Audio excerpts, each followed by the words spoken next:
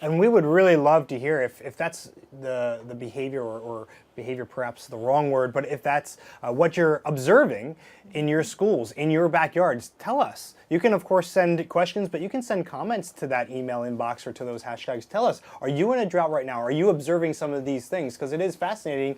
We had that conversation, I think it was just yesterday, where, of course, sometimes in places, they might not be seeing that. They might be seeing the opposite. Right, that it's really this kind of uncharacteristic behavior. Right now, looking out on the ice there, typically this time of year, Julian, I think we should be seeing some ice, shouldn't we? I know. Yeah, it's a little different for the middle of November. It is. And back to the drought for a second. Texas had a really bad drought. If any of you are down in Texas, you know about this just a couple years ago. And so if you were in Austin, Lake Travis, which is this huge, gorgeous lake, was like a dry riverbed almost.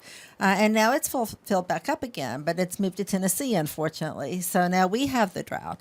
So it's really interesting how that weather pattern changes, like you've talked about, Flavio. So as far as out here, coming for 11 years and seeing this, I don't remember seeing rain this late in the season.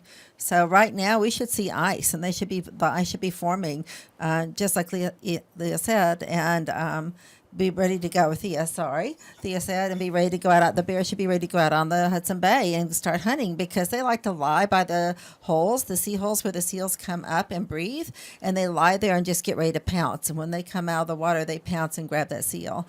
And right now they can't do that. Yeah, of course it's good for us, because just like that bear they're watching right now kind of taking a snooze, we are getting to see a lot of bears. In fact, this morning we saw some bears sparring or kind of play fighting.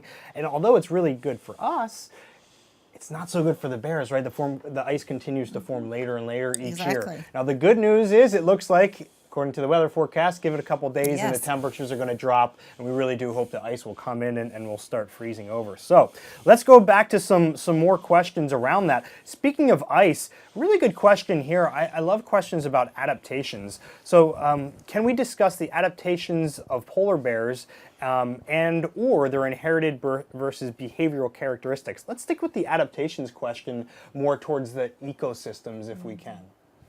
So how polar bears are adapted How are they to living adapted in the to live Arctic? here? Correct. Well, first of all, they're really good at getting very fat, if they can. If they do have seals, they can get so fat that they can hardly walk.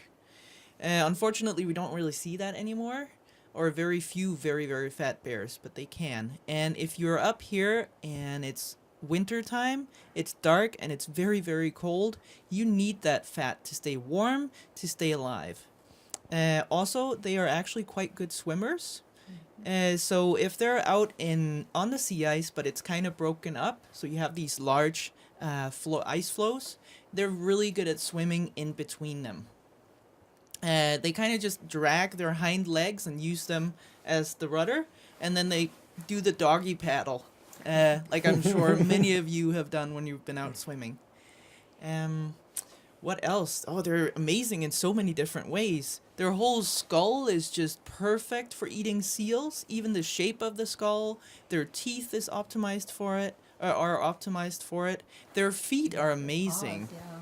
How old do you think the polar bears, as they get that, we're getting so many more questions, how old do you think some of these polar bears, like the one they're seeing right now, how old would you guess that? The one we're seeing right now? It's an adult, so somewhere, I'd say between 10 and 15 years. Okay. Something like that. All right, so now we have some props to show. I just wanted to show you this.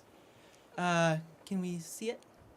It's a cast of a polar bear foot, and you can see that actually it has very hairy feet.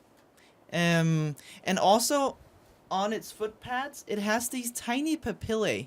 It's like tiny suction cups that it has under its foot, so that it doesn't really slip and slide when it's out on ice. Because it's on ice as much as it can. And it also has these claws. They're fairly short if you compare them to a grizzly claw, because if they were really long, it would be kind of like walking on the sea ice in high heels. And you really don't want to do that. So they're fairly short, but they're very sharp, so that when they do find that seal, they can drag it out of the water and they can tear it open. Very cool.